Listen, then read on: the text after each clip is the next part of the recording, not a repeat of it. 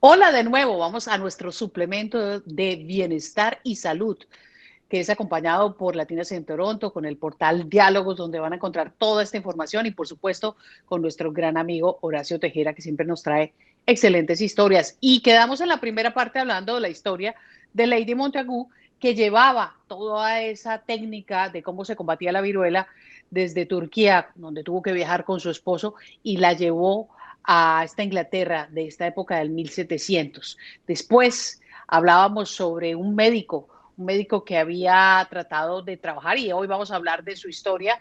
Se trata de Edward Jenner. Él o a él se le dan todos los créditos que a Lady Montagu no se le dieron. Mi pregunta que dejé en suspenso para Horacio, a quien saludo ahora, es ¿por qué a ella no le hicieron tanto caso? Y por supuesto, él desarrolló 60 años después algo mucho más interesante de lo que ha causado esta terrible pandemia de la viruela durante muchos siglos a la humanidad y que se tenía que seguir combatiendo, que incluso llegó hasta el siglo XIX. Horacio, ¿cómo estás? Y la pregunta es Hola, para responder, ¿qué le sucedió entonces a Lady que no le hicieron tanto caso? me encanta tu pregunta porque me parece que tiene dos contestaciones y las dos contestaciones son ciertas. La primera, que tú ya te imaginas cuál bueno, Lady Mary Montagu era mujer.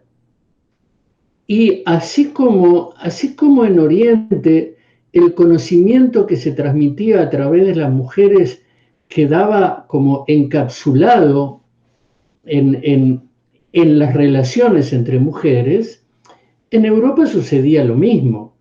Una idea que había sido desarrollada y transmitida por una mujer prendió solamente en algunos círculos, como habíamos dicho la vez pasada, en general mujeres de clase alta que estaban preocupadas por la salud de sus propios hijos. No por combatir la enfermedad, sino por lo que le podía pasar a sus propios hijos. Por ejemplo, fíjate que la emperatriz rusa de aquel momento variolizó a su hijo. O sea, fue un fenómeno el que surgió a partir de nuestra amiga Lady Mary, fue un fenómeno que se desarrolló entre mujeres de clase alta y entre muy pocas.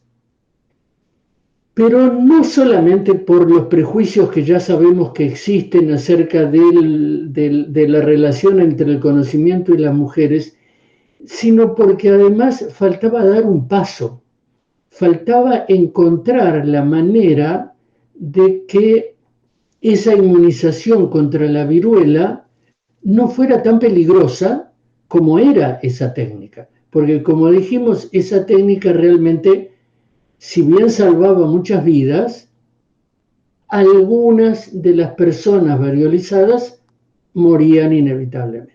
Horacio, tengo entendido también por algo que leí sobre la variolización que no funcionaba 100% y que además tenía, digamos, una pequeña línea de efectos secundarios que podía dañar a las personas también, porque decían que incluso podía ser más grave si ese pus era de una pústula joven y que al contrario lo que podría era hacer el efecto contrario de agravar la enfermedad o incluso como se pasaba de humano a humano, también podría pasar otras enfermedades como la sífilis.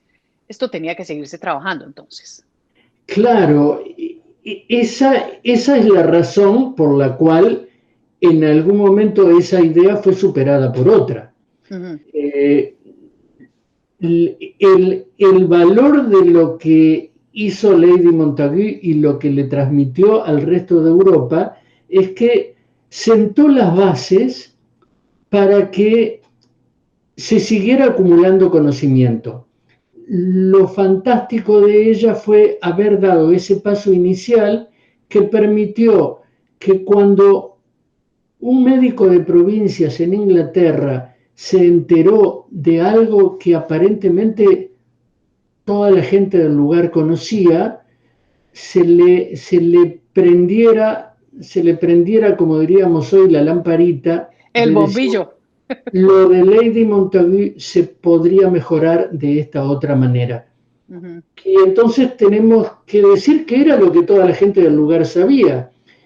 Parece una tontería, toda la gente del lugar sabía, que muy raramente las ordeñadoras se enfermaban de viruela. En Había realidad, una viruela bovina entonces que tengo entendido no era tan grave ni tan mortal. claro, las ordeñadoras se enfermaban de una enfermedad muy parecida a lo que hoy se conoce como viruela bovina, se enfermaban de eso que se superaba con mucha facilidad y después no se enfermaban de viruela real, digamos, de viruela humana. Esto tiene que ver con que el virus de la viruela humana está emparentado con el virus de la viruela bovina. Posiblemente los seres humanos hayamos adquirido la viruela a partir de nuestro contacto con el ganado, hace miles de años, y lo que Jenner pensó fue, ¿qué sucede si entonces yo inoculo a un niño con pus, no de otra persona enferma de viruela, sino con pus de una ordeñadora que esté enferma de viruela bovina? ¿Cuál será el resultado? Y bueno, lo probó con el hijo de un jardinero. No tuvo el valor que tuvo Lady Montagu, que probó la técnica con su propio hijo. Por supuesto. A un hijo de un jardinero al que inoculó con virus de la viruela bovina y 40 días después, cuando el chico ya estaba bien, le inoculó virus de la viruela humana y el chico no enfermó. Lo Había, cual ayudaba a pensar que lo que Horacio ha dicho varias veces, que el probarlo con los jóvenes que tienen muchas más defensas o con los niños ayudaba más a que de ahí en adelante de adulto no tuviera que sufrir eso o no tuviera que en su desarrollo sufrir una enfermedad mortal. sí, y nos separa también una persona como Lady Montagu que lo probó con su propio hijo, a una persona como Jenner que eligió al hijo de un sirviente, porque nos habla también del valor que tenía para la ciencia en aquel momento un niño pobre. Un niño Sí, me pobre imagino. en el que, en el que se podían experimentar algunas cosas que hoy ni se nos pasaría por la cabeza experimentar en seres humanos, ¿verdad? Pero Horacio, el chisme que yo tengo, es decir, la información, es que este sentido común que le dio a Jenner se lo dio una niña campesina que llegó con unos granitos y cuando le va dando la información le dice, esto no puede ser viruela porque ya me dio a mí viruela bovina. Eso fue lo que le dio la alerta, la eureka a Jenner, ¿o no? Es claro, porque así como en Turquía existía una serie de conocimientos que solo manejaban las mujeres y que no trascendían más allá del círculo de ellas, en la campiña inglesa había conocimientos que tenía la gente del pueblo que ni siquiera tenían los médicos. Eso de que las ordeñadoras no se enfermaban de viruela era algo que sabía la gente común, pero que no la supo Jenner hasta que alguien le trajo la idea, hasta que unió esa idea con la idea de Lady Montagu y a él mismo se le ocurrió entonces hacer esa experimentación. Así es, Horacio. Entonces, el doctor Edward Jenner se llevó todos los créditos de la vacuna de la viruela y Lady Montagu quedó escondida, como siempre en la historia. Es bueno que lo podamos recordar el día de hoy, pero pasemos al otro lado. ¿A qué pasa? Una cosa es la vacuna y otra cosa es cómo socializar esta vacuna, cómo pasarla al resto del mundo, porque no puede ser una vacuna solamente para ciertas personas ni ciertas clases. Y eso lo vemos el día de hoy, que estamos enfrentándonos al COVID-19. Entonces, ¿qué pasó después? Me encanta que hayas podido relacionar ese momento con este, porque sobre todo estamos viendo qué hacer con una vacuna que necesita refrigeradores a menos 80 grados, si no será mejor otra vacuna que no tenga tantos requerimientos. Y en aquel momento pasaba algo por el estilo, porque una vez que se desarrolló y se impuso la idea de vacuna, no sin antes pasar por todas las críticas que te puedas imaginar, porque había gente que pensaba que si le inoculaban eso que venía de las vacas, le iba a salir una vaca en el brazo o se iban a transformar en vacas ellos mismos. La idea fue muy combatida, pero finalmente se impuso. Pero lo que no se había desarrollado todavía era la idea de vacunación, es decir, la idea de que si se vacuna mucha gente, se protege más a todo el conjunto de la sociedad. Lo que La llamamos hoy vacuna, política de salud pública. claro, no había salud pública, esa es la palabra exacta. Y la salud pública se creó a partir de lo que hoy se conoce como la expedición de la vacuna, que fue la primera campaña internacional de vacunación masiva cuando la idea era absolutamente desconocida.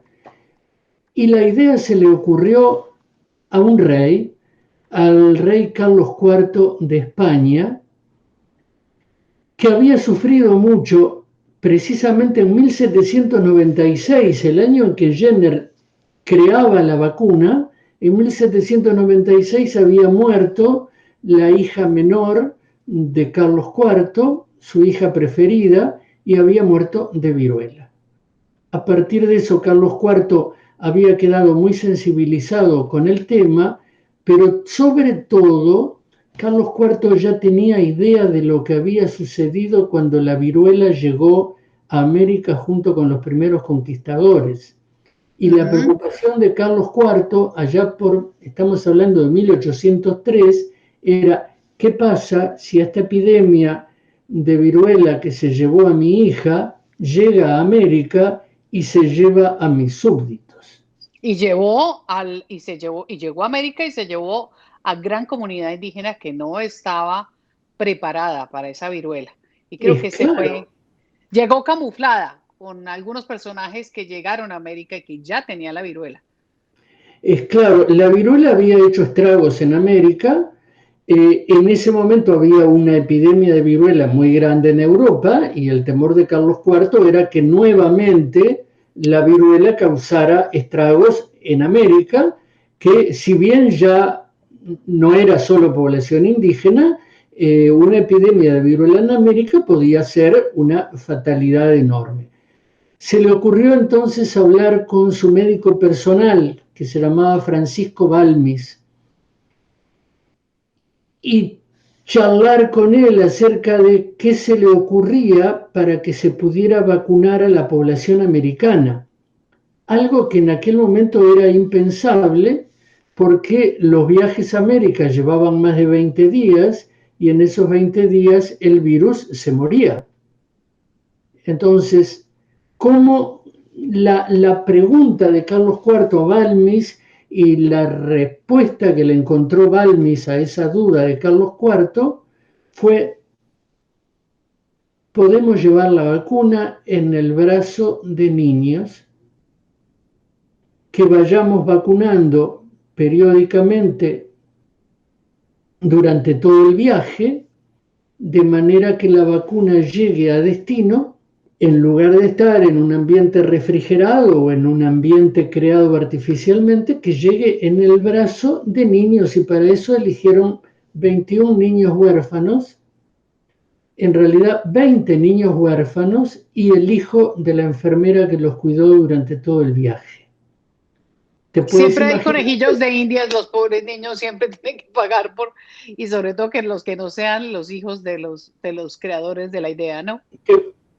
¿Te puedes imaginar lo que habrá sido el viaje de un barco pequeño que solo tenía su capitán, su tripulación, los 21 niños que iban siendo inoculados con el virus de la viruela, el doctor Balmis, 2 médicos más y una enfermera a cargo de ir cuidando a los 21 niños, mientras progresivamente se iban enfermando levemente y se iba pudiendo transmitir el virus de uno al otro? Uno de esos niños, de cuyo nombre no conocemos, murió en el viaje. Todos los otros, incluido el hijo de la enfermera, Isabel Selman, llegaron vivos a México. A partir de México se vacunó a personas en todo México, en América Central, en Venezuela, Colombia, Perú, Ecuador y Bolivia. Hacia el norte se vacunó a gente hasta Texas y California, que en ese momento eran posesiones españolas, y de allí salió un barco que se dirigió a Filipinas y a China y se siguió vacunando gente en esos lugares. Se calcula, porque no se tienen cifras exactas, que durante los 7 años que duró la expedición, porque se terminó en 1810, se usaron cientos de niños, porque en los viajes a través de esos territorios también se tenía que conservar la vacuna en brazos de niños. Se utilizaron cientos de niños, se inocularon a cientos de miles de personas y se salvaron millones de vidas. Ese es un episodio de nuestra historia que vale la pena conocer porque campañas de vacunación masiva han habido otras, pero esa fue la primera y ninguna fue tan impresionante como la que se dio entre 1803 y 1807.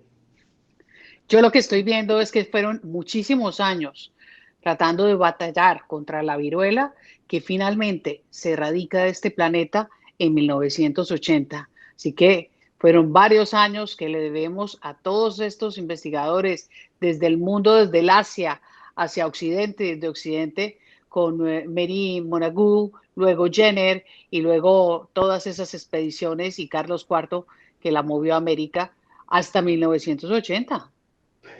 Sí, y lo que tiene esto de bueno en ese final feliz que sucede ya en nuestra época es allá por 1967.